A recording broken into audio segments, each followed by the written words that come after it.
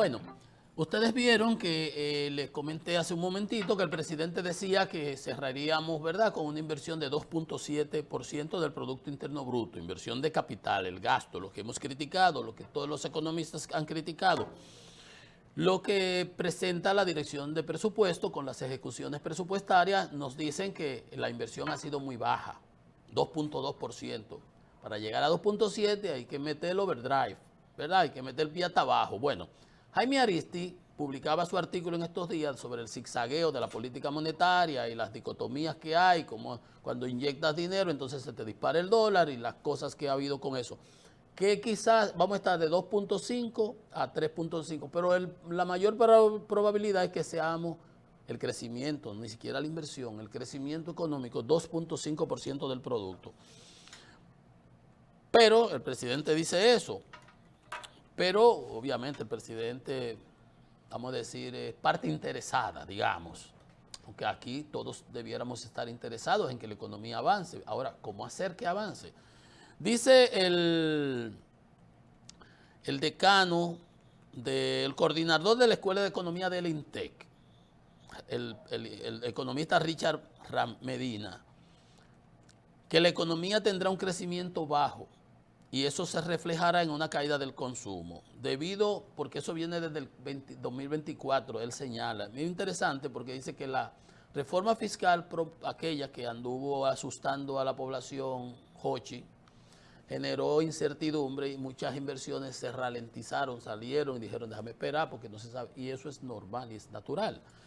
Dice la parálisis generada por la reforma fiscal, las altas tasas de interés, que el zigzagueo de la política monetaria del Banco Central le ha quitado eficacia a esa política para bajar las tasas a las cuales los bancos prestan y no ha habido una transferencia adecuada. Además, la baja inversión pública, que es lo que estamos acabando de hablar.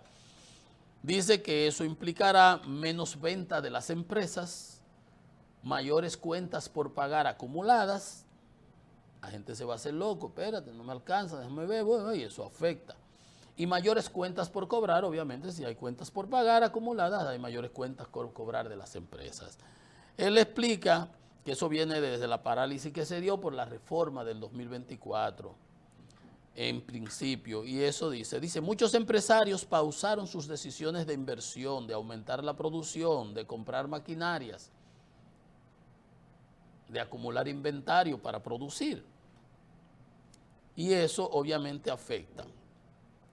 El presidente habló de 2.7% de inversión de capital del Producto Interno Bruto. Dice este economista Medina de INTEC, el coordinador de la economía de la Cátedra de Economía del INTEC, dice que este año 2025, que en este 2025 se tiene presupuestado como el año en que el gobierno está invirtiendo menos en obras públicas, a diferencia de lo que dice el presidente. Apenas 2.2% del producto en todo el año. Y estamos a mitad de año. Para crecer ese 2.7 que dice el presidente, tendríamos que pasar de 2.2 a 3 puntos y pico, a 3.5 por ejemplo, y no hay manera en este segundo trimestre. Y ese ha sido, en mi opinión, obviamente él da otras consideraciones, ¿verdad? Lo de que la reforma fiscal ahuyentó decisiones de inversión, las retrasó, las pausó, etcétera. Las tasas de interés elevadas, y eso tiene que ver con la política monetaria local y con la de los Estados Unidos. Pero la inversión, la parte que le corresponde al gobierno, el gobierno ha recaudado muchísimo dinero, el gobierno está gastando más que lo que le ingresa a una velocidad mayor, pero le ha ingresado más. O sea que la queja del presidente y el argumento del presidente de que sí, ciertamente se necesitan más recursos, pero no importa la cantidad de recursos que te ingresen adicionales, como quiera vas a gastarlo, porque como quiera tú gastas más de lo que te entra. Si te entras 10, gastas 12. Si te entran 100, gastas 150. Si te entran 300, gastas 400. Si te entran 1000, gastas 1500. Es que esa ha sido la tendencia del gobierno, por eso es el problema. Y el presidente lo minimiza diciendo, toda la deuda, todos los países tienen deuda, sí, pero nosotros estamos endeudándonos para pago de gasto corriente.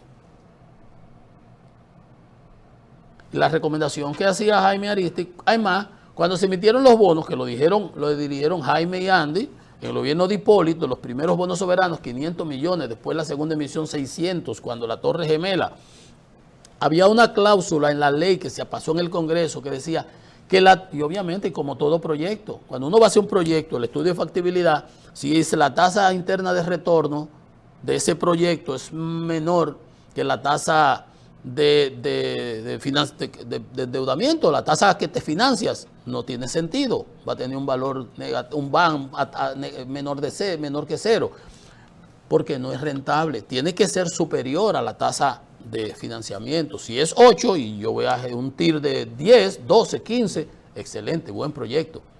La tasa interna de retorno, entonces, que la tasa interna de retorno de los proyectos de inversión es mucho mayor, el efecto multiplicador en la economía, lo que se está gastando en gasto corriente.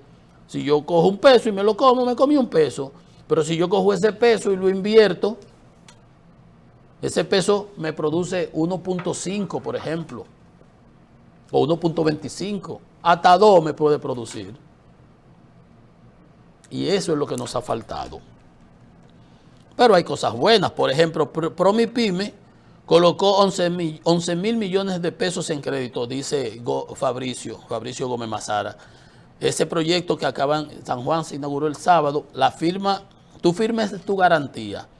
150,000 pesos a las mujeres sin ningún tipo de garantía adicional, solamente tu firma, porque la morosidad ha demostrado que es muy baja, pagan muy bien. 11 mil millones de pesos en préstamos, 10 mil millones en una cartera activa a 69,000 clientes. O sea, hay cosas importantes, buenas que se hacen y que se pueden hacer. Y la tasa de morosidad, que era de 16%, bajó a 8%, está en la mitad. O sea que las mujeres pagan y la tasa promedio mensual es de 1.75. Excelente. La usura es de hasta 200% anualizada. Importantísimo, importantísimo. Esas son las cosas que hay que aplaudir. Esas son las cosas que hay que aplaudir. En definitiva, hay cosas buenas que se pueden hacer para dinamizar la economía. Lo que tenemos es que ocuparnos y dejar de estar buscando excusas, que la pandemia pasó hace mucho, que el gobierno pasado pasó hace mucho, que los aranceles, que la incertidumbre, lo que estamos pagando es 10%, y dijo Cedopes que lo que hemos pagado son 50 millones de dólares, que ha habido 3 componentes. Hay empresas aquí que han asumido 100%, hay empresas que lo han asumido 50-50 y hay empresas que lo han transferido, y todos felices. Y el gobierno ha recaudado más dinero de lo que estaba previsto y como estaba presupuestado. El problema es que tiene que controlarse la gastadera. Vamos a una pausa. Esto es Economía y Mercado.